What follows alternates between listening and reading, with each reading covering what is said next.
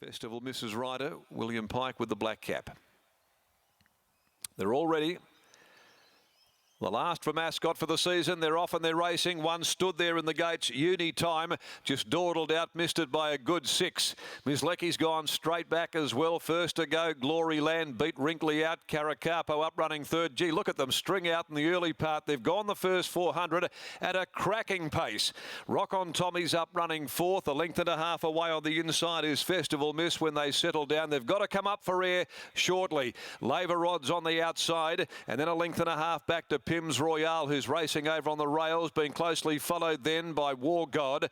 Back near the inside at the head of the others is Forceful, being closely followed by Push and Shapes. A further 2 lengths double digit. Ms. Lecky behind those and followed further back in the field. Alpha Sky, then Little Fish, and last of all is Uni Time, who dawdled out of the gates. It is a strung out affair. Coming to the 500 metre mark, and this pair have quickly raced away. Wrinkly, Glory Land. Wrinkly goes to the lead. Glory Land battling back on the inside. 2 lengths Caracapo, Rock on Tommy, and Pike going right up on the inside now with Festival Miss. She's now being put into the race as well, and here's Labour Rod. He's coming down the middle of the track. On the outside, Labour Rod hits the lead, goes to the front from Rock on Tommy. Festival Miss on the inside battling away. What a day for the Dailies. It's been a beauty. Labour Rod comes away, the 3-year-old, and gives them the last couple. Won it more than a length. Tight goes second between Festival Miss. Also there is Wrinkly, and between them War God, Rock on Tommy deeper out, Alpha Sky, double digit, Little Fish behind them, Pims Royale, Push and Shapes amongst the next of them home. A gap Caracapo, Uni Time, who stood in the gates there, missed it terribly. Forceful beat one home, and that was the flying pacemaker Glory Land.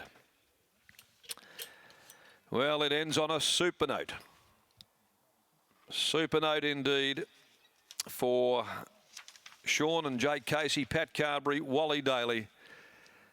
They bring up the second leg of a double in the last two, including the Roma Cup. Labour Rod in a frenetically run race back there, midfield, beautifully suited him. Pat Carberry getting him out to the middle of the track, and he clearly, as he did in the Roma Cup today, wanted to stay in a lane, a particular lane, and he got out there and made sure that Labour Rod got the absolute best of the ground. He was right on the crown of the track, and he was too strong at the finish of the last of the day.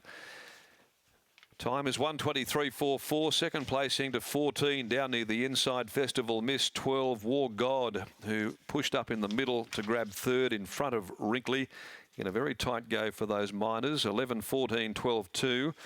Fifth, 13, Rock on Tommy. Got a little squeeze, probably 150 from home. 1 3/4 and a short neck, those margins. Labour Rod by Toronado from Demachine. For Wally Daly, that's win 4 from 10, home in 36.08. The pressure was all on in that early part of the race, set by Glory Land and Wrinkly. Didn't they just turn it right on? And prepared by Sean and Jake Casey, Paddy Carberry rounds out the day with a big bang. And taking the 3-year-old home to a comfortable victory. Festival Miss second in by Bernardini from Fortune Smiles, ridden by William Pike for Grant and Alana Williams.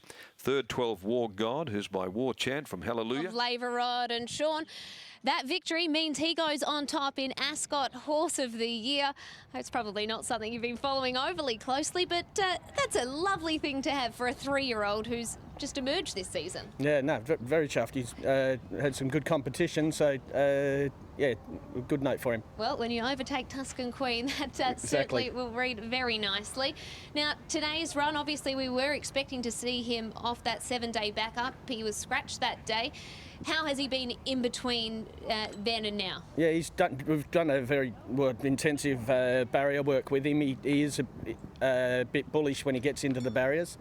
And so we've done a lot of work with him, with the barrier staff, and he had a soft trial on Monday and passed that, and yeah, paved the way for going into the 14. A trial on a Monday into the race on the Saturday. It's not always a tactic that you adopt. Was it something you were happy enough doing? Because he obviously missed out on the run when he hurt himself, he would have had a good gallop on Tuesday anyway. So he just had a nice gallop on Monday, and again he would have done a pretty solid workout for going into the 1400 anyway. So it all worked out all right. Can you believe the last half an hour that you've just had? I just said to Jake, I said, we're usually sitting in Broome at this time of the year and hoping we win a race to pay for the next week, and we've just been smashing it at the moment, so it's been really good. And that's notwithstanding Sassy Trader's performance in the opener, which was a brilliant one as well. Yeah, really was gallant, and probably the track played better through the day after it got cut up a little bit. Paddy said it was pretty firm underfoot, and but you couldn't take anything away from the winner. It did it the hard way and got over us. Had a 3 kilo pull on us, but it was pretty impressive, the winner. Well, you cannot complain with the day that you've had. I know that it's not Broome, but I hope you put the feet up at Bullsbrook tonight and crack open a beer. No, thank you, and thanks to everybody that's wished us well for the day. Well done, Thank Sean. you. Sean and Jake Casey capping off what has been not only a brilliant day for the team, but a brilliant season and for the Daly family. The horses that they've been able to produce this season, Scott, have been really high class, and Laverod has stamped himself as the next up-and-comer, just a 3-year-old who wins his 4th race today. He's been a real revelation and a great horse this season.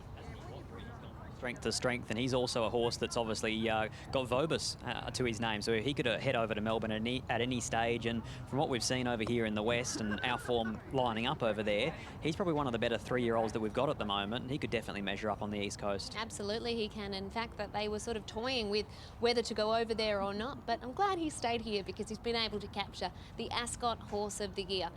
Well, it brings us to the end of another Ascot season. Can you believe it? Is there anything that stands out for you in terms of the season as a whole? Oh, look, I'm actually enjoying the, say, Sean and Jake Casey's new partnership. We've seen trainers go from strength to strength. Michael Lane, in probably the last 2 years, has become one of the best trainers in the state. So we've now got a very top echelon of trainers. Your Grant and Alana Williams, Adam Durrance have been sort of in their own little bracket for a long time, and no doubt they still are, but the closing brigade's getting there pretty quickly. They absolutely are. Well, thank you for your company throughout this afternoon and throughout this Ascot season.